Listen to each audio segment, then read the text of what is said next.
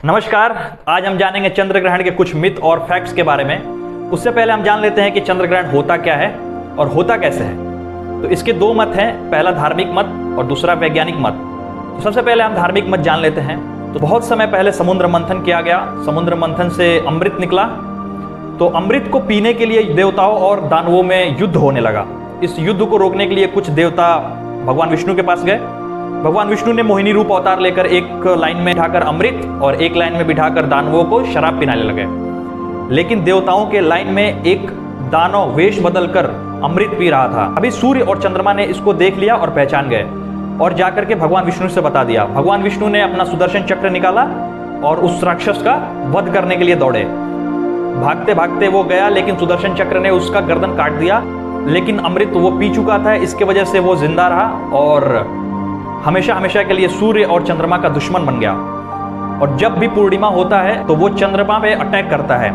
चंद्रमा उससे बचने के लिए छिप जाता है, जिसके वजह से चंद्र ग्रहण होता है। और दूसरा वैज्ञानिक मत हम सभी को पता है कि सूर्य और चंद्रमा के बीच में पृथ्वी आ जाता है, जिससे सूर्य का प्रकाश जो है वो चंद्रमा पर नहीं पड़ पाता है, इसलिए चंद्रमा छिप जाता है, चंद्रमा पे अंधेरा हो जाता है, जिसकी वजह से चंद्र ग्रहण होता है। सबसे पहले हम बात करते हैं कि खाने की चीज़ों को लेके बहुत सारी मिथ हैं लोगों के बीच में। बहुत सारे लोग बोलते हैं कि चंद्र ग्रहण के समय खाना नहीं खाना चाहिए, उस पे या फिर गर्म खाने पे दूब या कुश रख देने से खाना शुद्ध हो जाता है, या फिर भगवान का पूजा नहीं करना चाहिए। तो आइए हम जानते हैं इसके बारे में। तो पहला मिथ ये है कि हमें चंद्र ग्रहण के दौरान तेल मसाले या फिर मांसाहार का सेवन नहीं करना चाहिए। तो ये बात बिल्कुल सही है, क्योंकि चंद्र ग्रहण के समय वायुमंडल और पृथ्वी के वातावरण में भारी बदलाव आता है।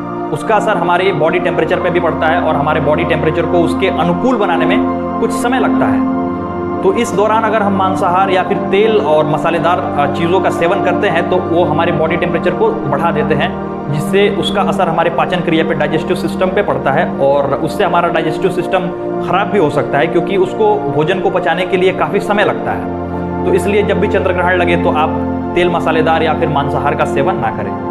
तो दूसरा हमारा मिथ है कि चंद्र ग्रहण के समय पे पके हुए भोजन पर कुश या हरी घास रख देने से भोजन हमारा शुद्ध होता है। देखिए, वैसे भी हमको भोजन ढक कर रखना चाहिए और चंद्र ग्रहण के समय पे हानिकारक रेडिएशन निकलते हैं, जिससे भोजन खराब हो सकता है या फिर उसको खाने से हमारे पेट के अंदर कैंसर या फिर अल्सर जैसे रोग हो सकते हैं। इसलिए खाना तो हमेशा ढक कर ही रखना चाहिए, लेकिन कुश और हरी घास का कोई भी वैज्ञानिक तथ्य मौजूद नहीं है। अगर बात किया जाए पुराने ज़माने की, तो पुराने ज़माने में सूर्यास्त के बाद में वैसे भी खाना खाना वर्जित था।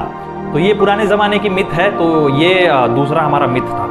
तो तीसरा पॉइंट ये है कि गर्भवती महिलाओं को चंद्र ग्रहण के समय पे घर से बाहर नहीं निकलना चाहिए और खास करके लाइट डाइट लेनी चाहिए, क्योंकि कुछ हल्का भोजन खाना चाहिए, क्योंकि उस समय टेम्परेचर हाई होता है, जैसा कि मैंने आपको बताया। तो उस समय बच्चे के सेहत पर बुरा असर पड़ सकता है और उनको अपच की समस्या हो सकती है।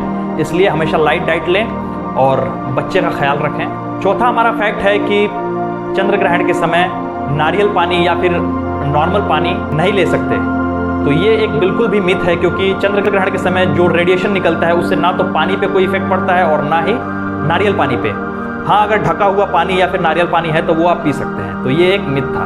तो अगला मिथ ये है कि चंद्र ग्रहण के समय पे हमको ना ही धारदार हथियार चलानी चाहिए और ना ही हमारे बाल काटने चाहिए, ना ही नाखून काटने चाहिए। तो इसका ना ही कोई वैज्ञानिक तथ्य अभी तक मौजूद है, ना ही मुझे लगता है कि मौजूद आगे रहेगा, क्योंकि इससे कोई हमको नुकसान होने वाला नहीं है। आप बिंदास बेझिझक नाखून या फिर बाल कटवा सकते हैं। ये भी एक मिथ था।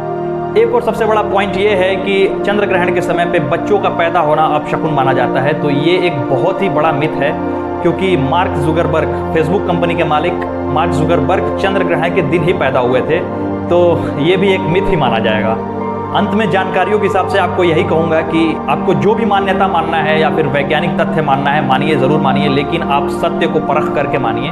आई होप आपको ये वीडियो अच्छी लगी होगी, तो अपने दोस्तों के साथ शेयर कीजिए और अगर आपने सब्सक्राइब नहीं किया है तो चैनल को सब्सक्राइब कर लीजिए और बेल आइकन को दबा लीजिए। तब तक के लिए जय हिंद।